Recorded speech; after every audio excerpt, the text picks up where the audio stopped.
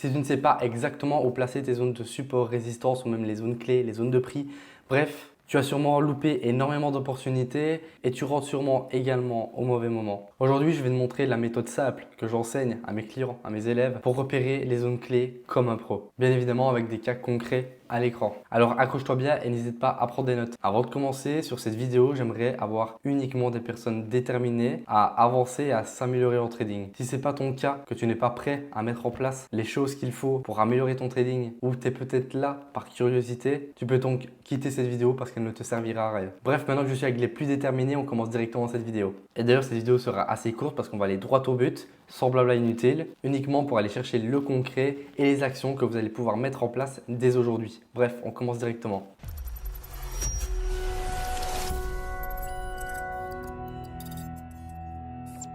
L'étape 1, ça va être d'identifier la zone où le prix réagit le plus de fois. Repérer les zones où le prix s'est retourné 2 ou 3 fois. Okay, vous l'avez sûrement déjà pu remarquer, des fois où le prix va tout simplement stagner à une certaine zone. Okay, c'est ça. Donc ça, vous allez le remarquer avec le temps, mais plus une zone a été testée et plus elle a de la valeur. Okay, parce qu'elle prouve justement son efficacité directement sur le marché.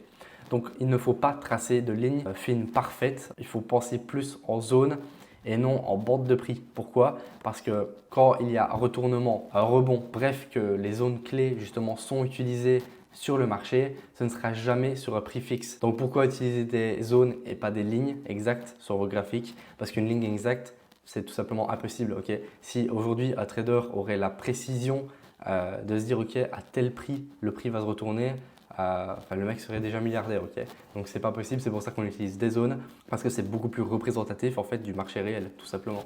Donc ici par exemple, je vais dessiner une zone sur le XOUSD, donc l'or, okay, et on voit clairement que le prix a rebondi plus de 3 fois. Okay, donc ça, je sais que ça représente tout simplement un support clé sur mon graphique de l'or. Okay, ensuite, en étape 2, vous allez tracer sur des unités de temps élevées. Pourquoi? Parce qu'en fait, plus l'unité de temps sera élevée, en fait, plus les zones auront de l'impact. C'est normal. Si vous faites des zones en 1 minute ou en 5 minutes, elles auront vraiment moins d'impact, voire pas du tout des fois, que des zones qui sont faites en daily, donc une bougie égale un jour, ou alors en weekly, une bougie égale une semaine. Donc, commencez toujours par le daily ou le 4 heures pour identifier les grandes zones. Personnellement, c'est ce que je préconise et c'est également ce que j'utilise personnellement. Donc, ensuite, vous pourrez affiner sur des unités de temps comme du HA, donc une bougie égale 1 heure, ou du M15, une bougie égale 15 minutes. Les zones issues des unités de temps élevées ont bien plus de poids et souvent mieux respectées. Donc ça, c'est comme je vous l'ai dit juste avant. Par exemple, ici, je vais me mettre en 4 heures. Voilà, donc graphique en 4 heures. On trace la zone de support-résistance. Okay. Là, on voit qu'il y a plusieurs impacts, donc qu'elle est efficace. Okay, on va descendre en unité de temps 1 heure et là vous voyez clairement que la zone clé de support résistance dessinée en 4 heures est bien toujours efficace même en 1 heure. C'est pour ça qu'il faut rester sur des unités de temps souvent plus élevées parce qu'en fait elle a des répercussions sur les unités de temps qui sont en dessous d'elle tout simplement. Bref, étape 3, on va venir ajuster après la cassure et les pullbacks. Donc une résistance cassée peut devenir tout simplement support à l'inverse, okay, ce qui est logique. Ici à l'écran, on voit que ce support devient tout simplement une résistance. Et ici, je vais essayer de vous chercher un deuxième. Voilà, et ici, la résistance devient tout simplement un support. Okay, c'est pour ça que j'appelle ça une zone de support-résistance parce que ça peut être les deux. Bref, on passe directement au point 2. Ne vous précipitez jamais. Okay, attendez toujours d'avoir une confirmation. Essayez vraiment de penser adaptation. Donc vos zones doivent tout simplement évoluer avec le marché. Okay, parce que ça, j'en vois trop souvent des élèves à moi qui dessinent des zones, etc. Et puis ils laissent tout comme ça et ils n'osent plus toucher. D'ailleurs, ça me rappelle moi aussi à l'époque.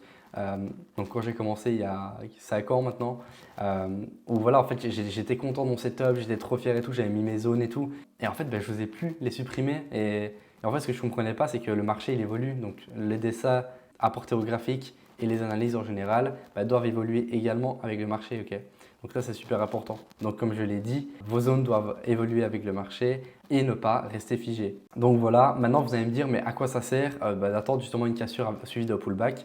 En fait, c'est tout simplement une confirmation pour vous dire, ok, résistance ou support s'inverse. Donc par exemple, si vous êtes sur une résistance et qu'on subit une cassure et un pullback sur la cassure, bah, cette résistance deviendra donc support. Et donc, vous pourrez plus ou moins deviner par la suite que lorsque le prix redescendra sur cette zone-ci, il sera plus susceptible à venir rebondir sur cette zone pour repartir. Donc, je vais vous mettre tout simplement un cas à l'écran pour que ce soit bien clair pour vous. Donc, vous êtes forcé de constater que ce n'est pas vraiment compliqué. Okay. Déjà, l'analyse technique en général en trading n'est pas compliqué. Mais c'est important de bien l'appliquer, de faire des bonnes exécutions et surtout de bien la comprendre forcément. Okay. Donc j'ai un bonus qui arrive tout de suite. Mais avant de vous le donner, je voulais faire un petit point en fait sur ce qu'on a vu là maintenant ensemble. Donc comme je vous l'ai dit, c'est pas compliqué. Appliquez ça correctement à votre trading, revisionnez la vidéo si besoin. Et en fait, simplement en appliquant ça à votre trading de manière correcte évidemment, vous verrez clairement une différence et vous verrez des résultats. Ça, j'en suis convaincu. Okay. Bref, le petit bonus. Tout ce que je viens de vous montrer dans cette vidéo, c'est exactement ce que je fais aussi avec mes élèves. Bien évidemment, en moins poussé, mais je leur montre comment repérer et tracer les zones, puis on les corrige ensemble pour qu'ils développent leur propre œil de trader. Et c'est pourquoi je vous conseille de rejoindre le school qui se trouve dans la description pour déjà de 1 bénéficier de la mind map que vous venez de voir à l'écran. C'est un groupe privé dans lequel j'apporte également énormément de valeur. D'ailleurs, ce groupe privé, à l'heure où vous regardez la vidéo, est sûrement encore gratuit, mais il deviendra payant à l'avenir. Donc n'hésitez pas à vous dépêcher de rejoindre le school du coup en description. Bref, j'espère que cette vidéo vous aura plu. Moi, je vous laisse avec la vidéo de ma stratégie juste ici, quelque part. Je sais pas où. Ok. Et j'espère que la vidéo vous aura plu. N'hésitez pas à lâcher un petit like, à vous abonner si ça vous a plu et si vous voulez d'autres contenus similaires. Bref, c'était Vincent et moi je vous dis à la prochaine.